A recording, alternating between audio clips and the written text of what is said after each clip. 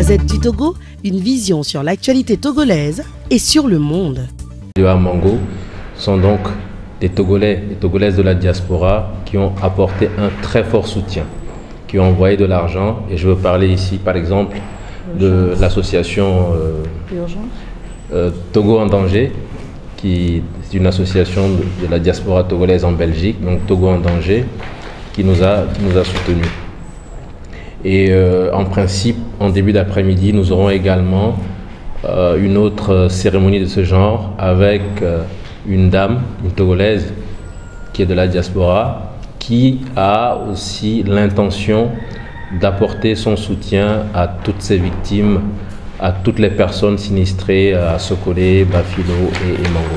Donc tout ceci pour dire quand même que dans une nation normale, lorsque vous avez des populations qui sont autant sinistrées, on s'attend à ce que la première institution qui leur vienne en aide, ce soit le gouvernement, que ce soit l'autorité publique. Mais depuis que les choses ont commencé, en dépit des témoignages, en dépit des images que nous avons tous vues et qui nous ont vraiment pincé le cœur, on n'entend pas le gouvernement. Le gouvernement reste résolument silencieux sur la situation des frères et sœurs, des Togolais, ce sont des citoyens togolais comme vous et moi, et on a l'impression que pour eux, la nation ne veut rien faire, le pouvoir politique, le pouvoir public a décidé de ne rien faire. Et donc heureusement qu'il y a quand même des personnes suffisamment sensibilisées et suffisamment solidaires pour apporter leur soutien. Et je voudrais, si vous le permettez encore, vraiment remercier tous nos frères et sœurs de la diaspora qui nous soutiennent énormément par rapport à cette action. Pour ce qui est des militaires, je pense que Maître Diaré a vraiment dit l'essentiel. Je crois que les militaires togolais doivent comprendre que tout ce qui est fait aujourd'hui n'est pas fait contre l'armée. Quand on dit qu'il faut un état de droit, l'état de droit protège le civil et protège le militaire. Quand on dit qu'il faut la démocratie, quand on dit qu'il faut respecter les règles démocratiques, ce n'est pas simplement au Togo que c'est dit. Prenez le protocole additionnel de la CEDEAO, c'est écrit dans le premier chapitre. Toutes les nations doivent respecter les règles démocratiques. Et les règles démocratiques, quand on les respecte, cela permet aux civils d'être dans son bon droit et ça permet également aux militaires d'être dans son bon droit. Et moi, je voudrais même aller un peu plus loin parce que je m'interroge, qu'est-ce que ce régime a apporté aux militaires? Disons-nous la vérité.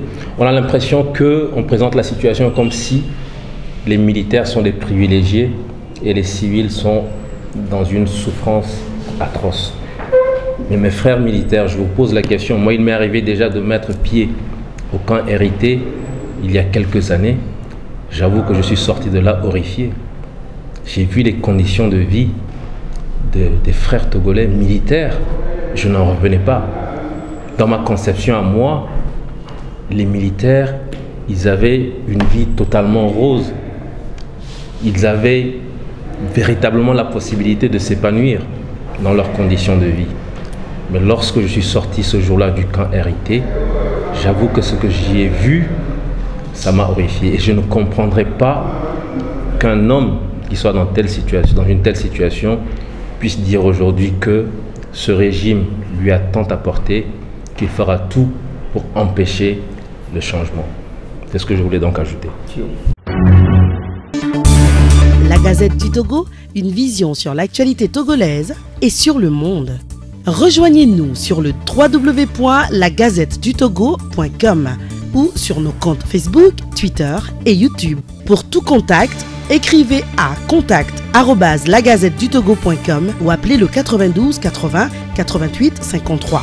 La Gazette du Togo, c'est l'information en continu.